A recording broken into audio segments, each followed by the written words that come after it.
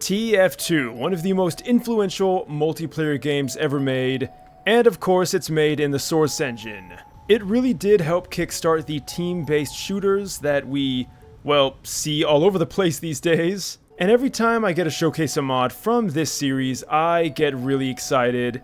And today we're going to do just that, but it's not going to be the kind of weapon you might expect. This is the handheld sentry gun. So we know sentry guns, typically you put them down, and they're typically put down by the engineer. But what if you could hold the sentry gun instead? Now I know what you're saying, Necros.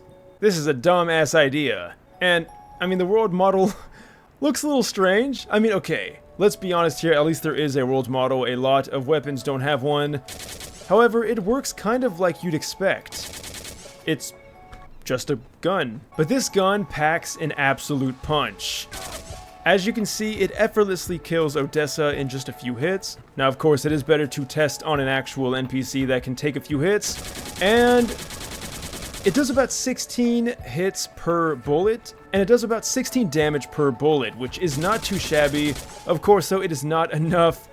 But don't worry, this is not the strongest version of this weapon. Because, well, that was the mini version. This is the real one, even though it, still looks kind of small. But this one is going to do even more damage, at least I presume.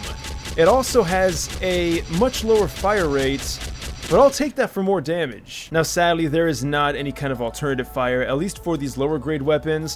But hey, you know what? That just means we're going to have to move up even further. And next up we have level 2, and you can see, I mean, just visually, this thing got a massive upgrade. It still does look pretty small and kind of funny, but I guess we're just gonna have to deal with that. Left click.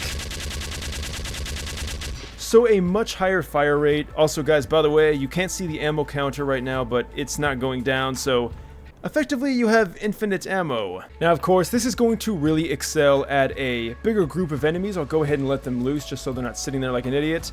And, it's going to mow down zombies like absolutely nothing. Now, I will say the damage is kind of lacking. It could be a bit better, but that's of course where the next turret comes in. That's right, we got the level 3, and well, pretty much all they added was a missile rack on top, because who doesn't like rockets? So left click, the rate of fire has gone up even further, and I'm gonna go ahead and just show you what this looks like.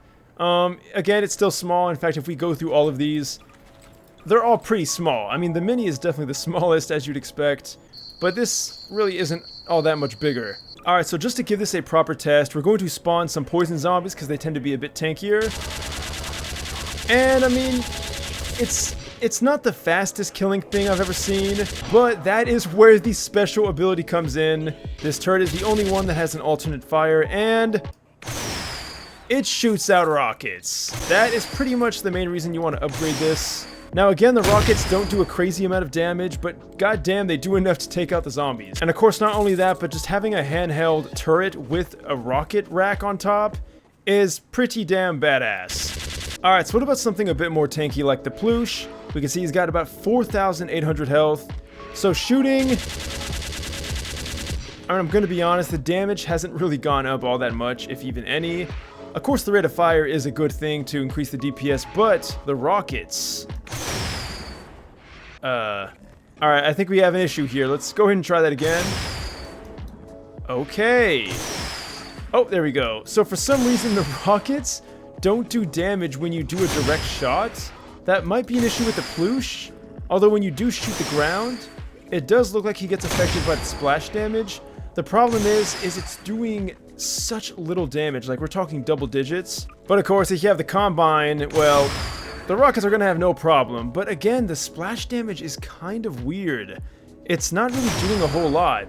I mean, I say that as it just killed that one. Bottom line is, don't expect an admin gun, because it's just not going to put out that much damage. But you know what? This is a really cool weapon pack and an interesting way to use a TF2 classic in a different way. So definitely check it out if you guys want.